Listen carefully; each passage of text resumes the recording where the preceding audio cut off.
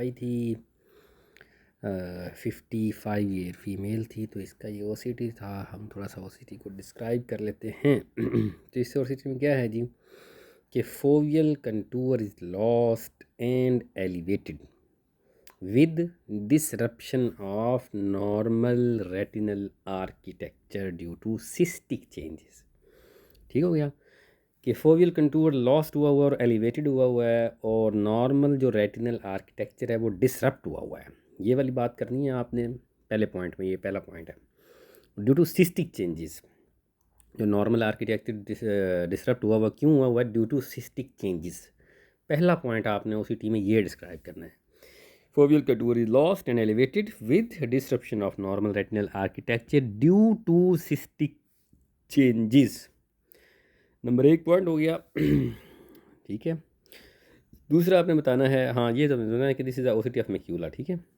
दूसरे पॉइंट में आपने बताना है कि macular OCT scan shows mark retinal thickening with central macular thickening of 660 micrometer indicating significant macular edema.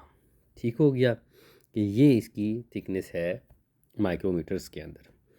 Number 3 point आपने, नंबर 2 पॉइंट 3 बताना है आपने कि देर आर मल्टीपल, ठीक है ना, कि intra retinal hypo reflective cystic spaces, एक नहीं है मल्टीपल है, involving the fovea and parafoveal region consistent with cystoid macular oedema. कि मल्टीपल सिस्टिक स्पेसिस हैं हाइपर रिफ्लेक्टिव जो कि कंसिस्टेंट है विद सिस्टॉइड मैक्यूलर एडीमा के साथ। और नंबर 4 पॉइंट में आपने बात करनी है कि कोई डिफेक्ट नहीं है, no obvious full thickness macular hole is seen या macular defect is seen, the outer retinal layers are obscured by oedema making detailed assessment difficult. ठीक है ना, आउटर रेटिनल लेयर्स की आरपी का स्टेटस हमें अप्रिशिएट नहीं हो रहा। ठीक है, आपने कमेंट इस तरह करना है, एंड पे एक इम्प्रेशन देना है आपने कि भाई what is your impression. Severe cystoid macular edema involving the center of the macula, likely secondary to the condition such as the macular edema, retinal vein occlusion, post-operative inflammation और uveitis।